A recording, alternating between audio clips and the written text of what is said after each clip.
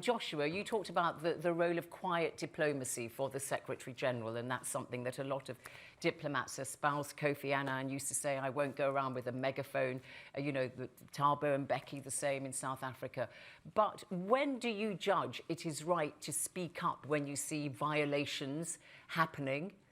Do you always just take the quiet approach? Because surely the citizens of the Commonwealth want to know that their leaders are actually calling out violations, human rights abuses and all the rest of it. When do you speak out and when do you stick to your quiet diplomacy track? Thank you very much. Over the past couple of years, the Commonwealth leaders have articulated a process under which the Secretary-General can trigger or can intervene or at least begin to engage prior to a situation erupting into a full-blown crisis. And those guidelines make it, they provide clear guidance in terms of early warning systems that would allow NSG to begin to make inquiries and engage with the leaders in that particular country to say... So you play by the rules? You play by the rules, but of course it leaves enough room for the Secretary-General to be able to use their own diplomatic skills to also engage quietly, informally, to ensure that what the signals they're seeing are going to, or have the potential to lead into a full-blown crisis. So it would be a kind of collective decision, you feel, about when you speak up and when you don't?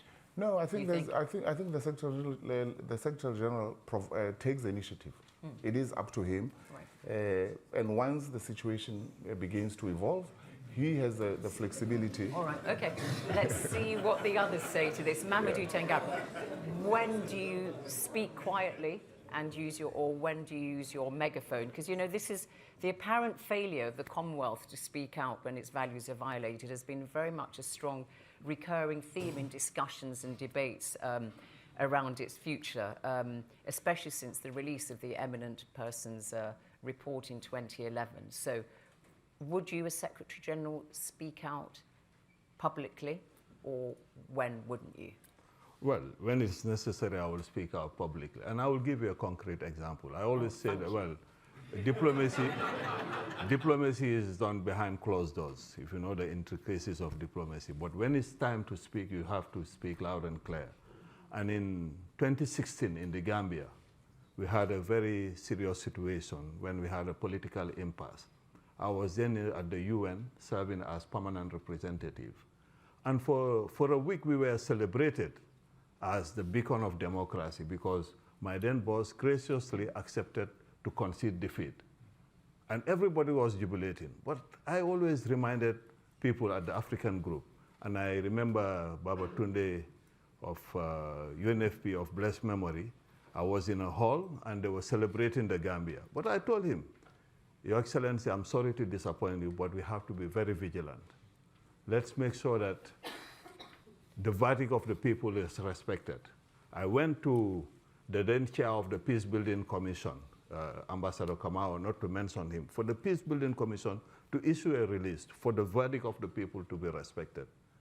They say, no, Mamadou, you are panicking. What's going on? I say, what I'm seeing coming is not good. And then 1 week later, the man changed his decision. And I called my colleagues. I said, this is a decisive moment in our history. We have to take a decision. Let's not be blinded by the privileges to cling to power. We've lost, let's live with dignity. I say we cannot be 1 week the pride of Africa and the second week the laughingstock of the world. So we decided to mobilize and speak loud and clear and make sure that the verdict of the people stood, with the support, of course, of all the colleagues in New York, with the support of our High Commissioner, who was advising the Security Council. We were able to avoid a major conflict, and of course with the support of the ECOWAS region. So that was safety in numbers then for you there? You were calling in on... You need to speak, and then we went and spoke clearly, and we got the support. Is that how you would operate? As the Commonwealth, you would go and seek allies, different organizations come together, act as a group, similarly? Of course, when it's needed, we'll speak. And for your information, the UN is going to look at the peace building architecture next year. Sure. And the example that of Gambia is being used. And that's what gave me the award for the Population Award of the UN. Okay, great. Thank you. Shirley, your response. You've had plenty of time to think about this, haven't you, coming third? Okay. Thank you very much, Zainab. Okay. Let me say that the Secretary General has to do a balancing act most of the time. And one of the main tools she has, or he has at their disposal, well, the current one is a female, so that the Secretary General has is soft power, diplomacy, because you're a diplomat, first of all. And it's for that the heads of government created the CMAG. So I believe that the Secretary General will do all the engagements behind closed door because usually that works. And if for any reason it does not work, then you have CMAG.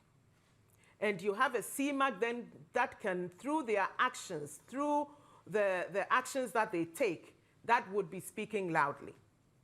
And so if they decide that there's a human rights violation, and they decide to either suspend or to expel, that is speaking, for me, speaking loudly. All right. So the work between the good offices of the Secretary General and CMAG is extremely important. All right.